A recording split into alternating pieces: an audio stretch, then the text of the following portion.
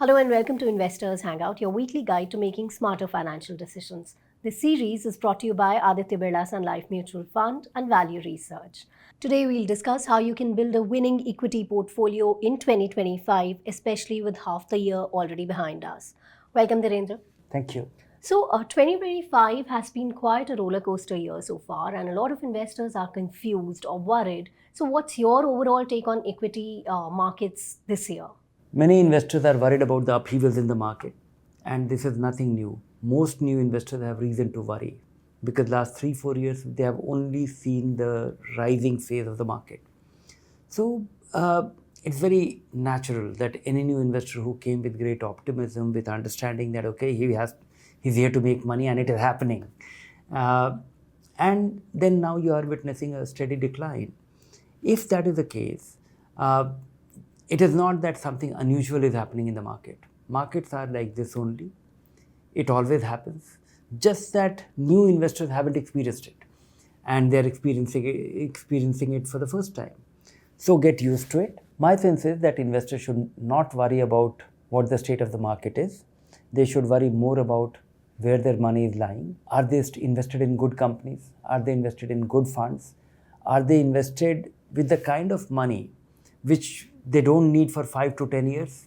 If these things are not in place, you are in trouble. If these things are in place, which means that you are investing steadily, you are well diversified, you are invested in a set of funds or in a set of stocks which have done reasonably well on any 4-5 year period, not necessarily in the last 6 months. If this is the case, then be at it. Get used to it. And all these declining phase of the market creates an opportunity for you. Right. So basically, you're saying one should have a well thought out portfolio to weather such ups and downs. So, for someone tuning in now, what does a well thought out portfolio practically look like? I'll tell you how to really make one. Okay. For example, if you are an investor who has been investing for last 4-5 years, typically, based on the portfolio that we get at Value Research online, where a lot of investors send us in good faith their full portfolio, and it is quite an eye-opener. Sometimes I get a portfolio of 30 funds, 25 funds, 40 funds. They are not a portfolio, they are a collection. And some positions could be very large, 20%, 15% of its whole money. And it is very difficult to see through any consistent, thought process. Typically, I don't come across too many people who have invested in 2 multi-cap fund, one multi-cap, 2 flexi-cap, or 2 growth funds and 1 value fund. Because that is the kind of portfolio you can achieve a great diversification. I haven't come across anybody's portfolio which is the ideal one, which can be made with, sometimes it can be made with 1 fund. Sometimes it can be made with 3-4 funds, and at most 5-6 funds can be good enough. 5 to 10 funds mutual fund holding is very normal. It is not even considered, and it might be normal because if you have built a portfolio where 80% of your money is very well anchored, it is anchored in diversity, it is anchored in good performance, it is anchored in, or it is spread over 3-4 skilled fund managers. That is ideal portfolio for me. So this can be very beautifully achieved with 3-4 funds. It can also be achieved with 4-5 funds or 5-6 funds. It can be achieved with even 2-3 index funds, for example. Like if you have to build a diversified portfolio with index fund and of varying style, you can pick a Nifty and you can pick a equally weighted in Nifty. That is a value variant of the Nifty. Then you can take a junior Nifty. And then you can pick a small cap fund. So with 3 funds, you will get a full exposure to the market. For that foreign allocation, you can either choose a NASDAQ 100 or S&P 500 and you get it. With 4 funds, you have invested across Indian market, across capitalization, and you will get as much as the index. With multi-cap funds, you can build a portfolio of 3-4 funds. And likewise, you can choose 1 or 2 flexi cap, 1 small cap, 1 mid cap, 4 funds, good enough. You will not really miss out, and make sure that all those 4 funds are coming from different fund families. So you will also have diversity of style, because I find that same fund family, same fund company, different funds have reasonable overlap of ideas. particularly the dominant part. This can also be very well built with, one or two aggressive hybrid fund where you have also added fixed income to it. So that is good enough. The problem is, and why you should have this good portfolio today, reorganize your portfolio, clean it up. One is that you become interested. Once you have 25% of your money in a fund, you worry about it. And you do something about it when it does very poorly for a prolonged period of time. When you have 2% in one fund, you say it's too small. If it does too well, then it does not have any meaningful impact on your portfolio. So I would say that even if you can have these 70-80% and have 3-4 thematic funds, if you have reason to like them, have them, but make sure that they are at least 5% of your portfolio, so that something magical happens and you believe in it. That magic should have some impact on your portfolio. I have given you multiple ways of building a great portfolio, and choose any of these routes, and it's all right. Just stick to it for next 10 years. Right. Coming to SIPs, some investors worry that they missed the best entry points earlier this year. So for them, SIPs, are they still relevant mid-year? They are always relevant. And this is an unfair question. This is actually unfair to yourself, because the more you worry, the whole idea of SIP is not into the markets or the performance or the entry point. The whole idea of SIP is that you don't have to worry about the entry point. With sectors evolving rapidly, what do you think? Are there any specific sectors or themes that you feel investors should focus on in 2025? I'm a great disbeliever in the thematic and the sector funds, so I don't take a very close look at them. But at the same time, there are investors who have some specialist understanding. I would say that when you invest in a diversified fund, you are getting exposure of that anyway. When it comes to somebody in the pharma business, or has this feeling or has a sense or has a belief that what is happening will be create a huge tailwind for the pharma sector, and you want to take a targeted diversification, you want to buy a fund, maybe for those people it is a thematic fund. If I have to choose one, I'm quite excited and optimistic about what is happening in the AI universe. About the defense sector, I'm quite concerned about one thing. Leading defense companies are government owned, and their customer is Government of India. So a company which is all the companies which are owned by Government of India, and your primary customer is Government of India, there's a huge conflict of interest. They just might decide not to make profit, and that could be fine from a nation's perspective. It may not be fine from a shareholder's perspective. So that's one thing which crosses my mind. But AI, I think, it is going to have a big impact. And there are companies or there are mutual funds which will benefit from it. And many of these US domiciled indices are dominated by those AI companies. And the most prominent of that happens to be the FANG Plus. What about risk management? How can investors protect their portfolios, especially in volatile times like these?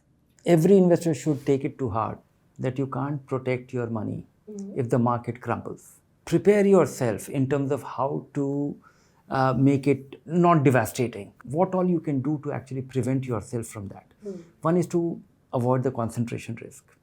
Second is to actually have reasonable quality. And if you choose a good mutual fund, you are taken care of.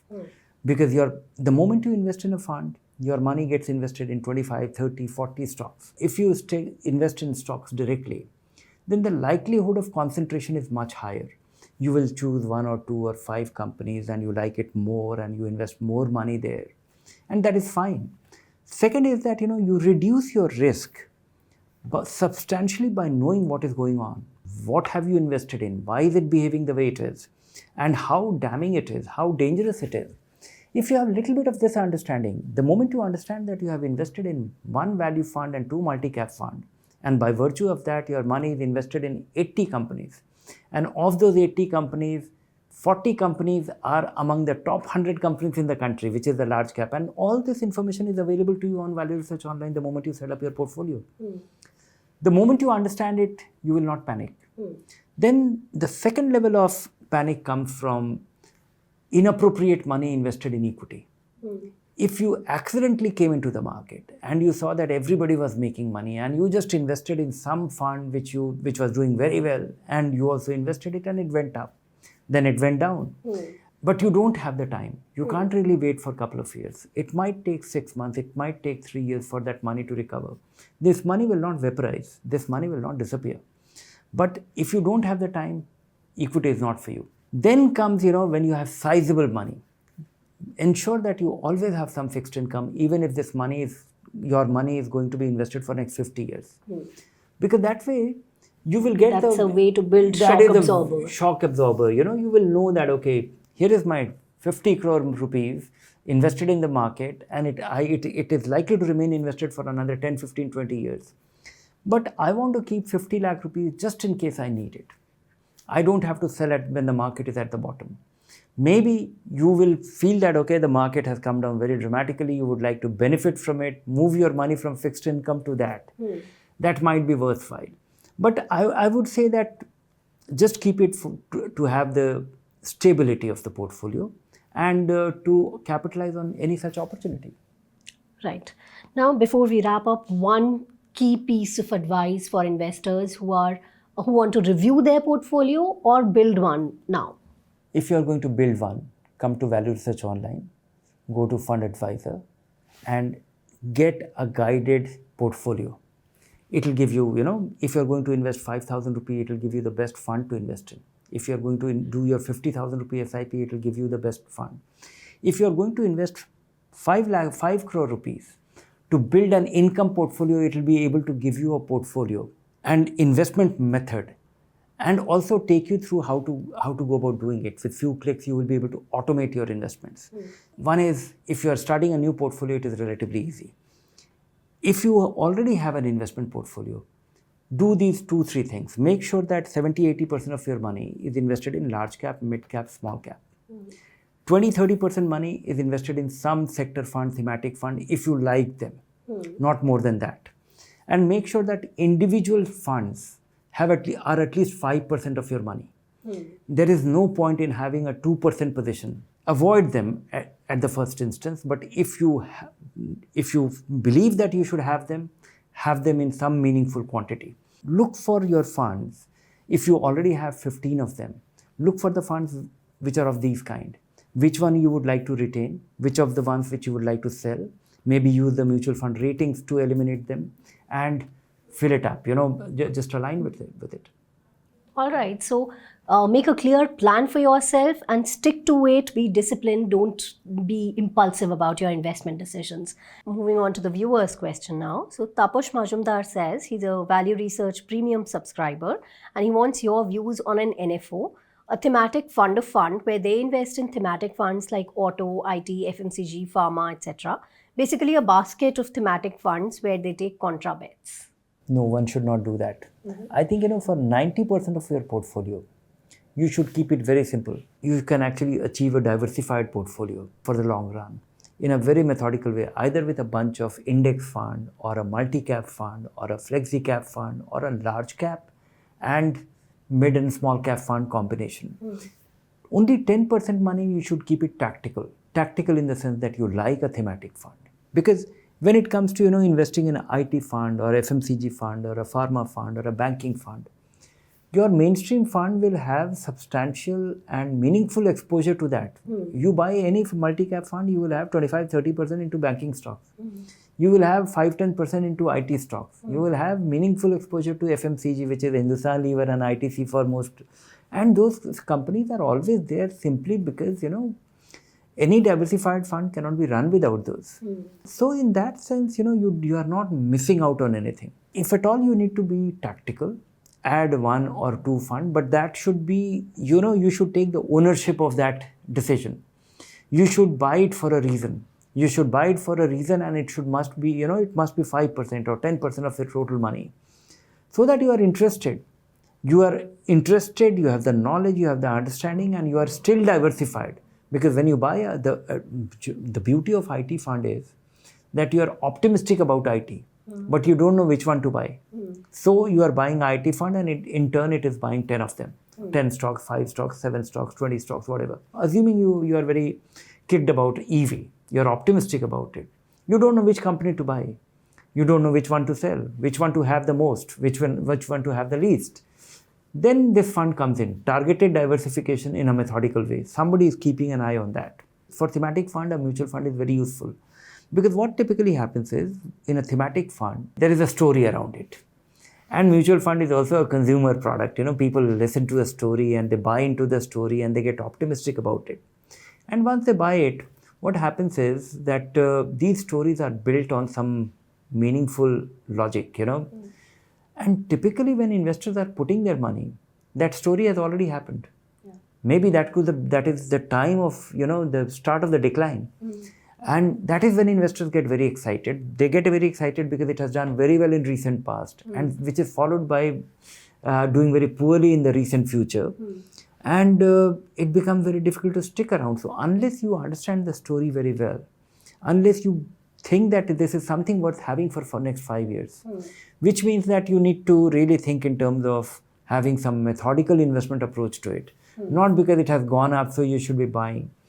So buy into a thesis. That is why you should have an investment, have a meaningful exposure. And if you don't have an idea, you are well off with a diversified equity portfolio and do nothing else. You will not be missing out on anything. All right. Thank you, Dhirendra. Thank you. Thank you for watching. That's all we have for you in this episode. Keep watching this space for more information. If you like the show, do subscribe to our YouTube channel. Thanks.